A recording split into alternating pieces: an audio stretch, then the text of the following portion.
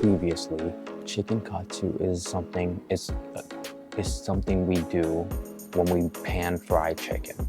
So what we do is that it's a pretty it's a pretty well-known process known as the three-step breading process.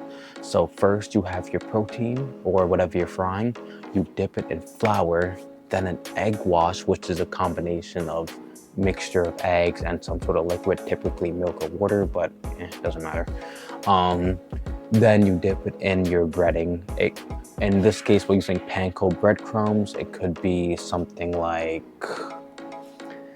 be like cornmeal, cornflakes. People are into that, especially in the South. But in this case, we're using something called panko breadcrumbs, which is a type of breadcrumb. It's like light, airy, and it's really common in Asian cuisine.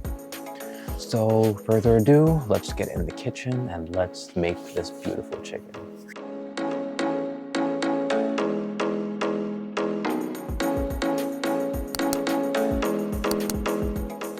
For this, you're gonna need a few ingredients. You're gonna need chicken breast, flour, eggs, milk, breadcrumbs, and seasoning.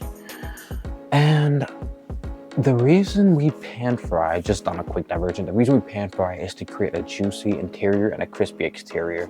So I'm gonna show you how to pan fry really quick, and then we're gonna move on. So what you're gonna wanna do is fill your pan with oil. Just fill it till like it covers the bottom completely and you don't have to worry about the food touching the bottom.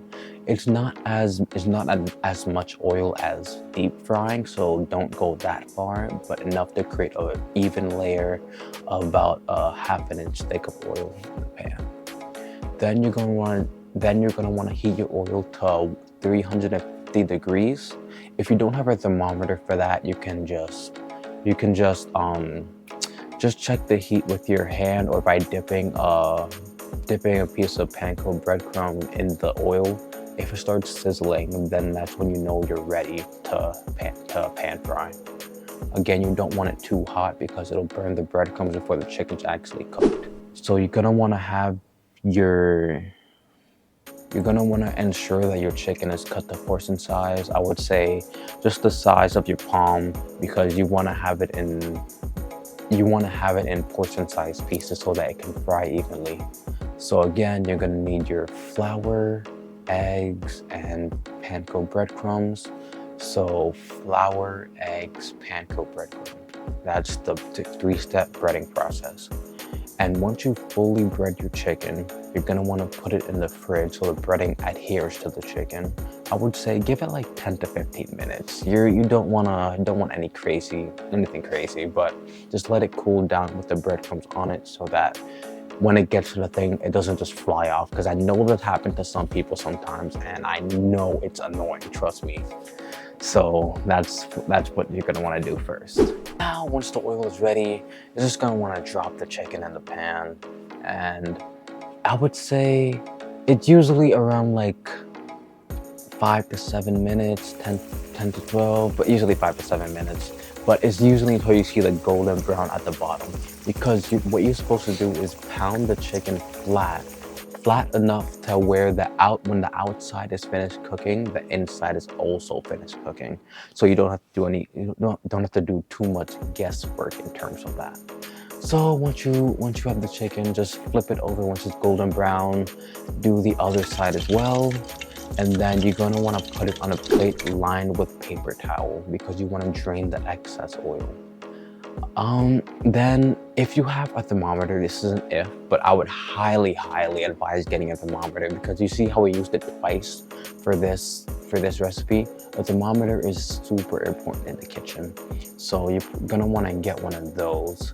And you're gonna wanna put it in the chicken just to get its temperature to ensure that it's fully cooked, because that's just super important in terms of any protein, especially chicken, because ain't nobody wanna be eating raw chicken. That's very disgusting and very unsafe.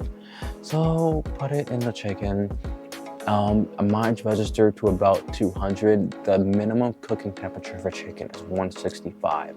However, if you cook it to 160 and let it carry over to 165, you still might see some blood or some, like a lot of juice, which some people find unattractive. So that's why I cook mine all the way up to 200, because then you, even though it's still juicy, you don't see any traces of blood. So that's what I do, and then once it's finished drying off, you then have your perfectly juicy and crispy chicken katsu. What people usually do is that they serve this with rice, and that's how I would eat it. Like chicken katsu with rice and something called katsu sauce, which is a mixture of like barbecue sauce and other ingredients to make it sweet and savory. So you would do that in order to make a good sauce for the chicken. And that's about it. Again, thank you for watching this. This is how you make chicken katsu, and bon appetit.